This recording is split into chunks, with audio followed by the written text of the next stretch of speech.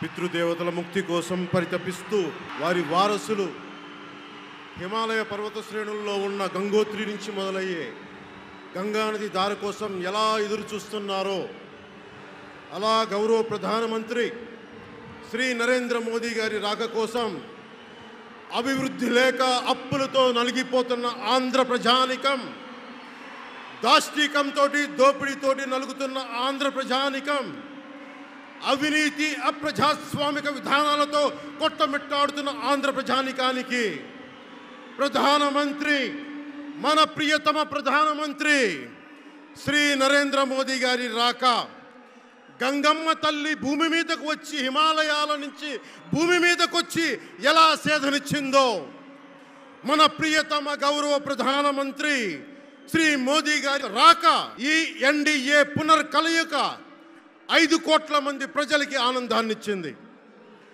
దేశ ప్రజల ఆశీస్సులతో ముచ్చటగా 3వసారి ప్రధానమంత్రి అవ్వబోతూ హ్యాట్రిక్ కొట్టబోతున్న శ్రీ మోదీ గారికి ఆంధ్ర రాజ్య ప్రజల తరపు నుంచి ఎన్డీఏ కూటమిలో భాగస్వామ్యమైన 3 పార్టీలు భారతీయ జనతా పార్టీ, తెలుగుదేశం, జనసేన తరపు నుంచి శ్రీ నరేంద్ర మోదీ గారికి ఘన స్వాగతం పలుకుతూ హృదయపూర్వక నమస్కారాలు తెలియజేస్తున్నాను. 2014లో తిరుపతి బాలాజీ వెంకటేశ్వర స్వామి సాక్షిగా ఈ పొత్తు మొదలైంది. ఈ రోజున ఇక్కడ 2024లో బెజవాడ కనకదుర్గమ్మ సాక్షిగా ఈ పొత్తు వేరే రూపం తీసుకోబోతుంది. దుర్గమ్మ తల్లి స్వయంగా ఆశీర్వదిస్తుంది. ఇక్కడ ఆంధ్ర రాజధానికి అమరావతి దేదీప్యమానంగా వెలగాలని, దానికి నేను అండగా ఉన్నానని మోదీ గారు మరీ వచ్చారు ఇక్కడికి. ఒక్కసారి మన కోసం వచ్చిన మోదీ గారికి, మన కష్టాలకు భుజం కాయడానికి వచ్చిన మోదీ గారికి, 5 కోట్ల మంది ప్రజల కోసం నేను ఉన్నానని చెప్పి వచ్చిన మోదీ గారికి ఒక్కసారి బలంగా కరతాళ ధ్వనులతో ఘన స్వాగతం పలుకుదాం. 2014 తిరుపతి బాలాజీ ఆశీస్సులతో ఎన్డీఏ విజయాన్ని సాధించింది, ప్రభుత్వాన్ని స్థాపించింది. 2024లో దుర్గమ్మ తల్లి ఆశీస్సులతో మొదలు పెడుతున్నాం. అంతకు మించిన ఘన విజయం సాధిస్తున్నాం. ఎన్డీఏ ప్రభుత్వాన్ని స్థాపిస్తున్నాం. బిడ్డలకి అండగా ఉండే దుర్గమ్మ తల్లి అయ్య కంటే ఒక ముద్ద ఎక్కువే పడద్ది. అలాంటి తల్లి ఆశీస్సులతోటి మన ప్రభుత్వాన్ని స్థాపించే దిశగా వెళ్తున్నాం. మోదీ గారు డిజిటల్ భారత్ అన్న నేపథ్యంలో దేశాన్ని మొత్తం తీసుకెళ్తా ఉంటే ఇక్కడున్న వైసీపీ ప్రభుత్వం అధికారికంగా ప్రతి చోట క్యాష్ ఎకానమీ అయిపోయింది. దేశాన్ని డిజిటలైజ్ చేద్దాం, కరప్షన్ తగ్గిద్దాం, బ్లాక్ మనీని తగ్గిద్దామంటే ఆంధ్ర రాజ్యంలో, ఆంధ్ర రాష్ట్రంలో మటుకు బ్లాక్ మనీ ఎక్కువైపోయింది. ఉదాహరణకి సారా తీసుకుంటే, ఏరక్ వ్యాపారమే తీసుకుంటే సంపూర్ణ మద్యపాన నిషేధం అని చెప్పి వచ్చిన వ్యక్తి ఈ రోజున మద్యాన్ని సారా ముఖ్యమంత్రి కాదు, అతను ఒక సారా వ్యాపారి. అతను ఈ రోజున 1,13,580 కోట్ల రూపాయలు 5 సంవత్సరాల్లో అఫీషియల్గా అన్అఫీషియల్గా సేల్స్ అది పెట్టారు. కానీ దాన్ని అండర్ రిపోర్ట్ చేస్తూ 84,050 కోట్ల మటుకు చూపించారని చెప్తా ఉన్నారు. ఈ రోజున కేంద్ర ప్రభుత్వానికి కానీ భారతదేశపు ఎక్స్చెక్కర్కి కానీ 10,000 కోట్ల రూపాయల జిఎస్టీ ఎవేషన్ జరిగింది. అలాగే ఇసుక దోపిడీ, జేపీ వెంచర్స్ పేరు మీద ఆ బినామీలు ఎవరో తెలుసు, ఆ 5 మంది. पवन जरा पुलिस के लोग उनको नीचे उतारिए उनको। बिजली के तार हैं, आप क्या कर रहे हैं वहां? Please come down.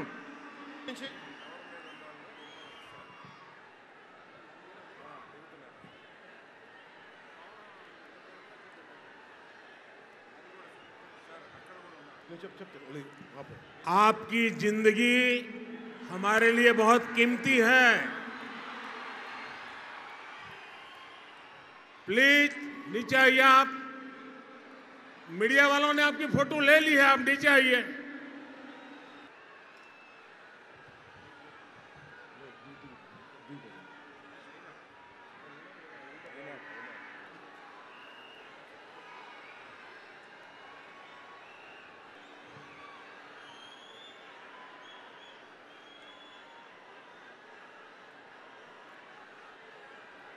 यहाँ जो पुलिस के लोग होंगे इन सभी टावर पे जरा केयर करें। इसमें बिजली के तार हैं, अगर कुछ गलत हो गया तो हमारे लिए बहुत पीड़ादायक होगा।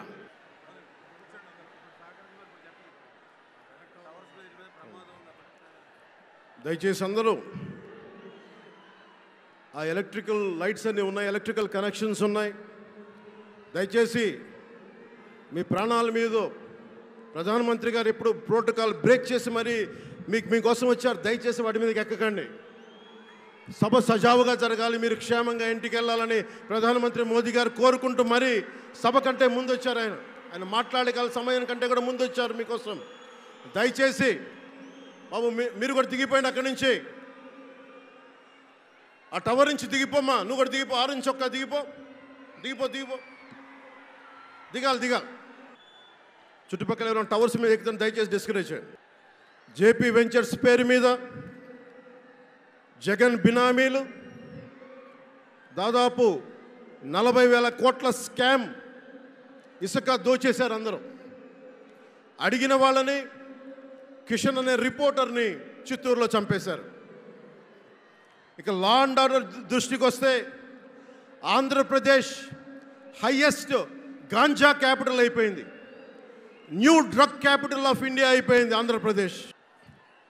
రాజ్యసభ హోంశాఖ సహాయ మంత్రి శ్రీ అజయ్ కుమార్ మిశ్రా గారు 2019 ఒక ప్రశ్నకి సమాధానంగా 2019-2021లో 30,196 ఆడవాళ్ళు అదృశ్యమయ్యారని చెప్పి స్వయాన రిపోర్ట్ చేశారు.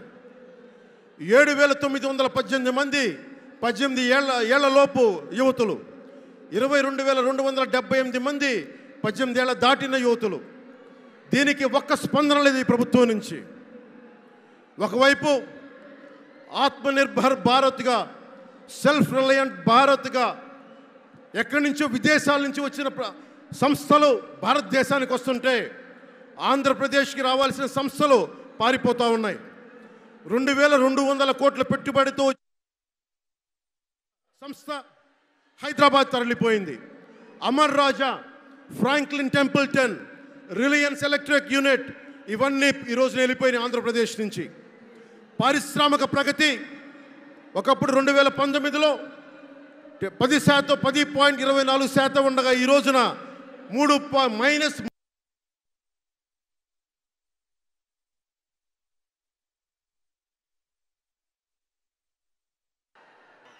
దయచేసి మీరు అందరూ మైక్ సెట్ మీద పడకుండా దూరంగా వెళ్ళండి. అందరూ దయచేసి మీ ఉత్సాహం రాష్ట్రం వైపు చూపించండి, దేశం వైపు చూపించండి. మైక్ సెట్ మీద పడితే మనకి మాట్లాడటానికి ప్రధానమంత్రి గారు విలువైన మెసేజ్ ఇస్తారు. దానికోసం మైక్ మీద పడకుండా, కన్సోల్ మీద పడకుండా దయచేసి అందరూ అక్కడున్న యువకులు అందరూ దయచేసి ఒత్తిడి చేయకుండా వెనక్కి వెళ్ళండి. ఆంధ్రప్రదేశ్ నెగిటివ్ గ్రోత్ పోతా ఉంది. మా మీద తెలుసు వైజాగ్లో ఇన్సిడెంట్లు కానీ ప్రతిపక్ష నాయకుల మీద ఎలాంటి దాడులు చేశారో. బీజేపీ కార్యకర్తల్ని పొట్టల్లో కత్తులు గుచ్చి పేగులు బయటికి తీశారు వైసీపీ నాయకులు. వైఎస్ వివేకానంద రెడ్డి గారిని మర్డర్ చేయించిన ప్రభుత్వం ఇది. సిబిఎన్ గారిని ఇబ్బంది పెట్టిన ప్రభుత్వం అరెస్ట్ చేసి నన్ను స్వయాన అనేక పర్యాయాలు అడ్డుకున్న ప్రభుత్వం ఇది. ఈ ప్రభుత్వం పోవాలి. ఈ ప్రభుత్వం పోవాలంటే ఒకటే, డబ్బులు పెరిగిపోయిన జగన్కి ఎవరు అడ్డు ఆపు లేరు, నేను ఏదైనా చేయగలను అనుకుంటున్నాడు. రావణాసురుడు కూడా ఒకటే అనుకున్నాడు, నా చుట్టూ బంగారంతో కట్టిన లంక ఉంది, వజ్రాలతో వైడూర్యాలతో ఉన్న పుష్పక విమానం ఉంది, ధీరులు సూరులు మంది మార్బలం ఉన్నారు అనుకున్నాడు. నన్నేం చేయగలడు అనుకున్నాడు. నార చీర కట్టుకొని నేల మీద నిలబడి శ్రీరాముడు బాణంతో చంపేశాడు. అయోధ్యకే రాముణ్ణి తీసుకొచ్చిన శ్రీ మోదీ గారు ఇక్కడ ఉంటే రాష్ట్రాన్ని రావణకాస్త్రం చేసిన చిటికిని వేలంత రావణాసురుణ్ణి తీసేయడం అంత కష్టమా? నేను తాడేపల్లిగూడెం సభలోనే చెప్పాను, ఇక్కడ నుండి నేను దేవదత్తం పూరిస్తున్నానని. అర్జునుడు పూరించిన శంఖం దేవదత్తం అంటే నేను దేవదత్తం అన్నాను, కానీ పాంచజన్యం అనలేదు. అది పూరించాల్సింది ద్వారకలో ఉన్న శ్రీకృష్ణుడే. అక్కడి నుండే మోదీ గారు పాంచజన్యాన్ని వచ్చిన మోదీ గారు, గుజరాత్ ద్వారక నుంచి వచ్చిన శ్రీ మోదీ గారు ఈ కురుక్షేత్ర యుద్ధం కోసం పాంచజన్యాన్ని పూరిస్తారు. ఇక్కడ జరగబోయే ఎన్నికల కురుక్షేత్రం, ఈ యుద్ధం ఫలితం ధర్మందే విజయం, పొత్తుదే గెలుపు, కూటమిదే పీఠం. ధర్మందే విజయం, పొత్తుదే గెలుపు, కూటమిదే పీఠం. జై హింద్.